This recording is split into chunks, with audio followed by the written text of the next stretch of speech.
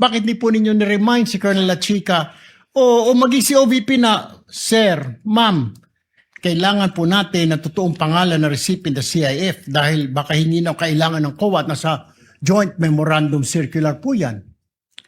You should know that. Sa nabasa ko po sa GC, Your Honor, hindi naman po sinasabi doon na kailangan po ang pangalan ng recipient po, Your Honor. Bago po kayo naging SDO ni VP Sara, ano po ang trabaho nyo? Ano po, sa office po ng Office of the Vice President, Vice Presidential Officer 6 po ako, Your Honor. No, nung mayor po siya, anong trabaho nyo?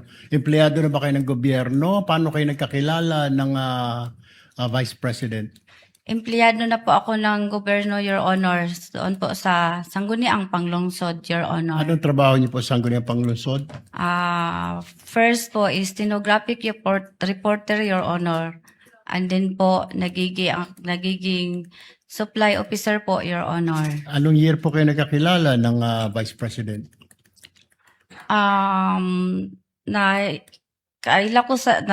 Nakilala ko siya, Your Honor, yung nagiging vice mayor po siya sa Sangguniang Panglungsod, Your Honor. Tapos, kinuha ka na niya sa kanyang opisina? Ganun po ba?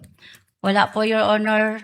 Nakilala ko lang siya bilang siya po ang vice mayor ng Davao City, Your Honor, sa Sangguniang Panglungsod, ang iyang opisina. Tapos ako, doon din nag-opisina sa Sangguniang Panglungsod, Your Honor, sa admin office po. Kailan po kayo kinuhang SDO sa Office of the Mayor? Yung mayor na po siya, siya na po ang mayor ng Davao City, Your Honor. Alright. Alam niyo po yung mga pangalang Mary Grace Piatos, Chippy McDonald, Pusa, Pagong, Ngit-Ngit, Belat, na hindi po totoong mga tao ito, na mga totoong pangalan. Alam niyo po yun. Na-encounter ko po yun. Tanong ko po, alam niyo na hindi po totoo. Chippy McDonald ninyo, I'm sure. Nag-rely po ako sa... Hindi po. Common sense lang po. Pusa, Pagong. May apelyido bang Pusa, Pagong sa Davao? Wala po akong narinig na ganyan, Your Honor. Pero alam mo na ito po, hindi totoo mga pangalan. Totoong tao po sila. Totoo pangalan, pero hindi po totoong pangalan.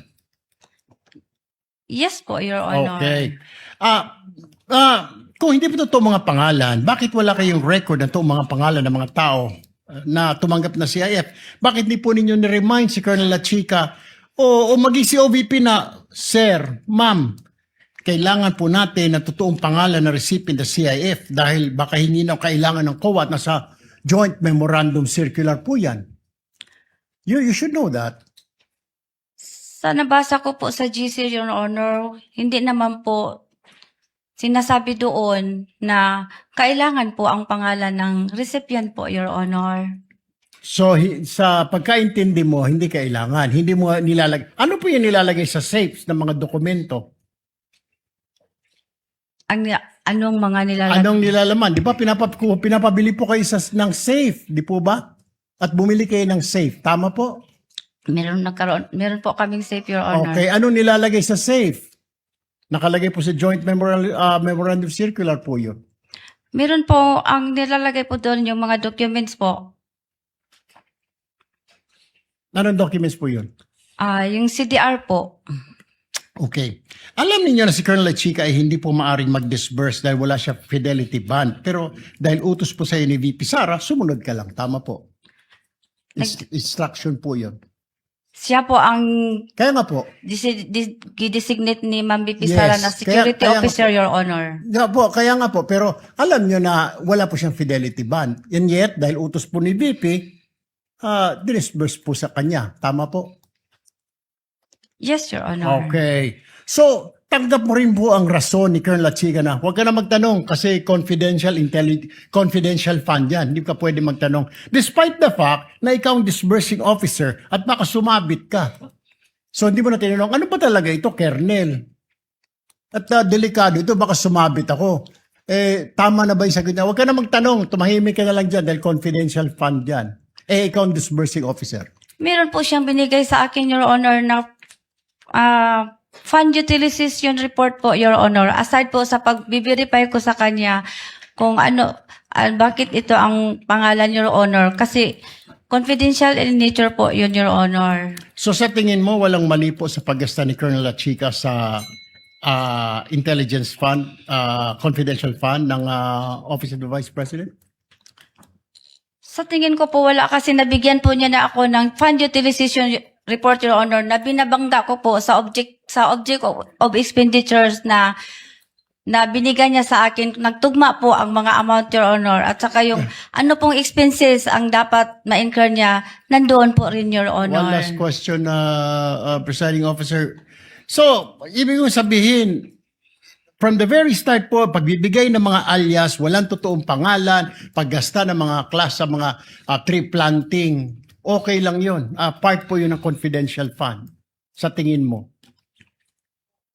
Basta po, binigyan po Di po, ako. kaya nga po, sa tingin mo, yung from the very start, yung mga Mereges Piatos, Pagong Pusa, normal yun. At pagkatapos yung paggasta sa mga tree planting, paggasta sa mga mga pagbili ng mga silya, lamesa, bahagi ng intelligence fund as a disbursing officer. Marami kasi ang tanong mo, No, ang Your tanong ko nga Honor. po, tama ba sa tingin mo yung paggasta ni Colonel Lachica, pagbili ng mga lamesa, upuan, tree planting, confidential fund, ma'am? Na Kasi- bahagi ng confidential yun. Kasi, Your Honor, sa tree planting po, napasok po doon ang confidential plan po during po sa pag-inspect po ng area po kung saan po mag-tree planting ang mga tao po at ang mga partner organization po. So, pag-survey po, yun po, papasok po ang confidential operation, Your Honor. Pati po pagbili ng lamesa, may confidential din yun. Kailangan under strict confidence sa pagbili ng lamesa at upuan. Gagamitin po yun sa operation, Your Honor. Okay. No further questions, Mr. Presiding Officer.